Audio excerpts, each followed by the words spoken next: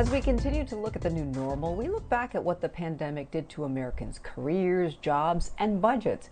As COVID-19 brought on unprecedented financial issues for companies forced to restructure, many Americans found themselves retiring early or being laid off, questioning what they do for a living or simply how they live.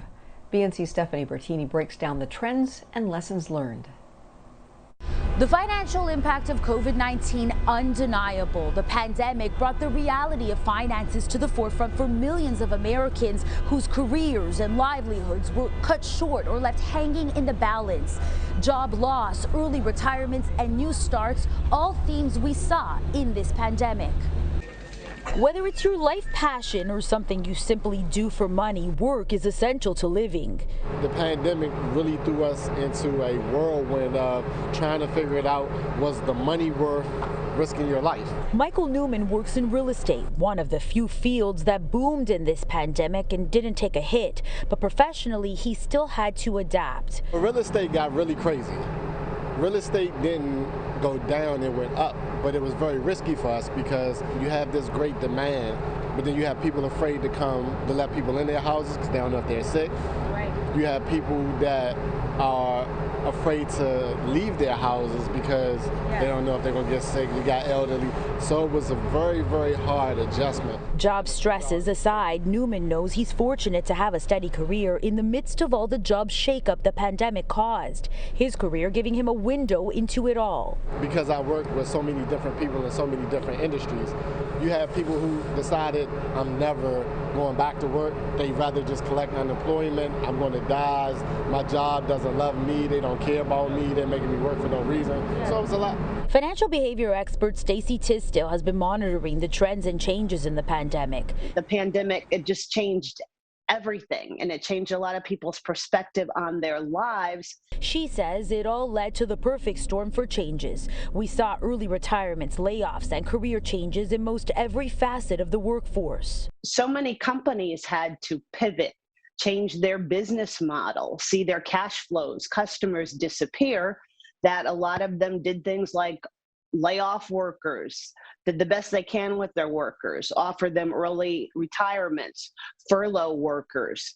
So you had that dynamic going on, but at the same time, the pandemic, it just changed everything, and it changed a lot of people's perspective on their lives. In life, there's going to be trials. Those trials take many forms, financial, relationship, health. The pandemic was kind of a trifecta, right, of all of those three things. We had people who lost their jobs and therefore were financially stressed. Certainly lockdowns led to all sorts of yet to be discovered mental and other emotional hardships. And then certainly, sadly, people died.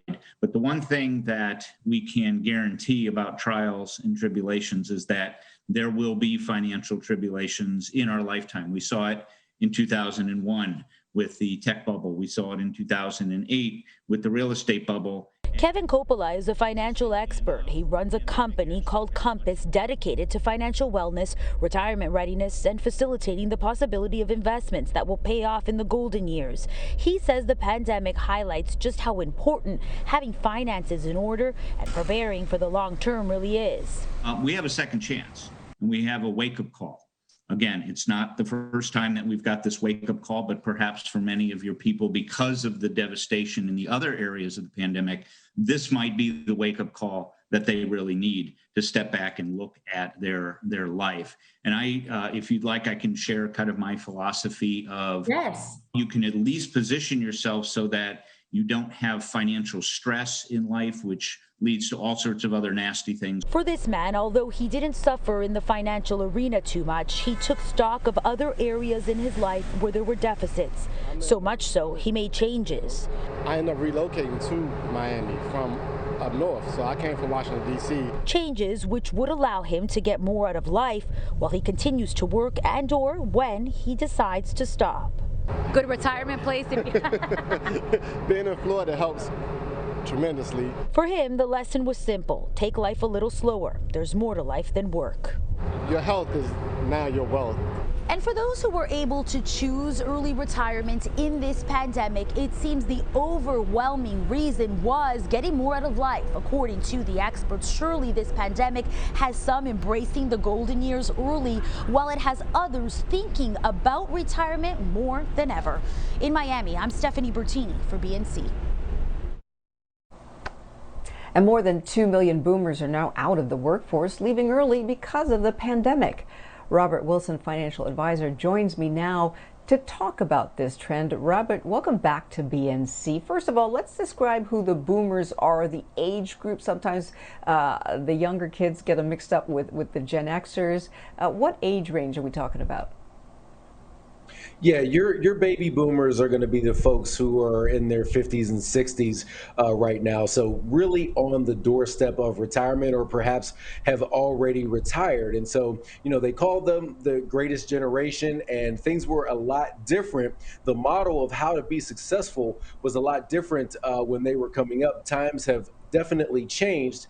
And, even though we see the millennials having retirement challenges now, even folks who are in retirement or knocking on the doorstep today really have to be careful with their retirement planning.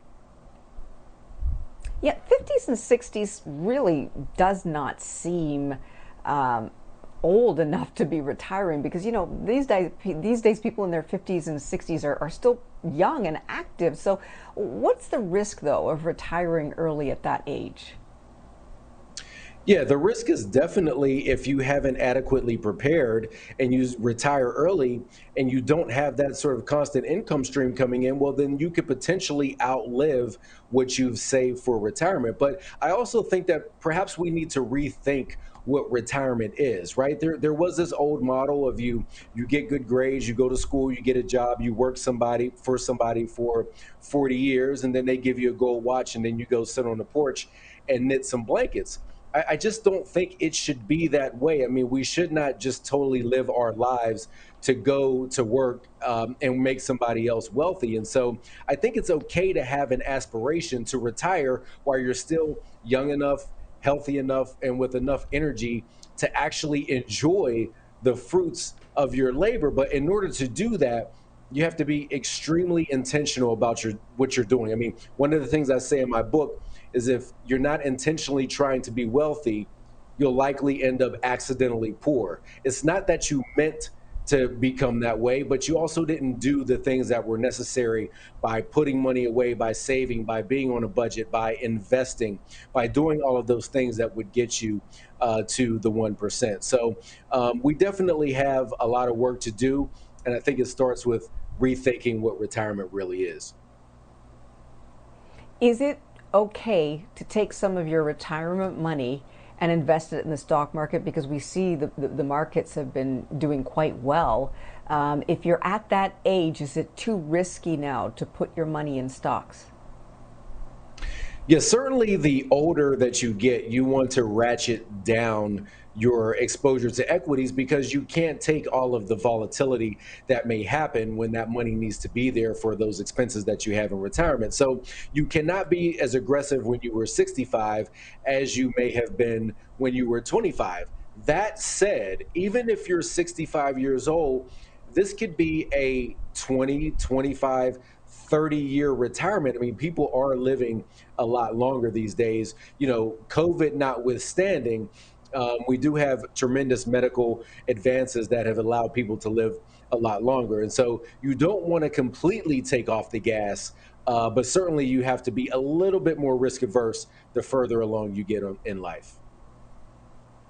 If you have a home and it's worth a lot and you weren't planning to leave it, but you can get money, should you cash out now and hold on to that cash rather than waiting, until you were ready to leave your home and sell it? Well, one of the fundamentals of investing is buy low and sell high. And certainly right now, where the housing market is, in many places, it's higher than we've ever seen. And so it may push you into making a transaction before you felt like you were really comfortable.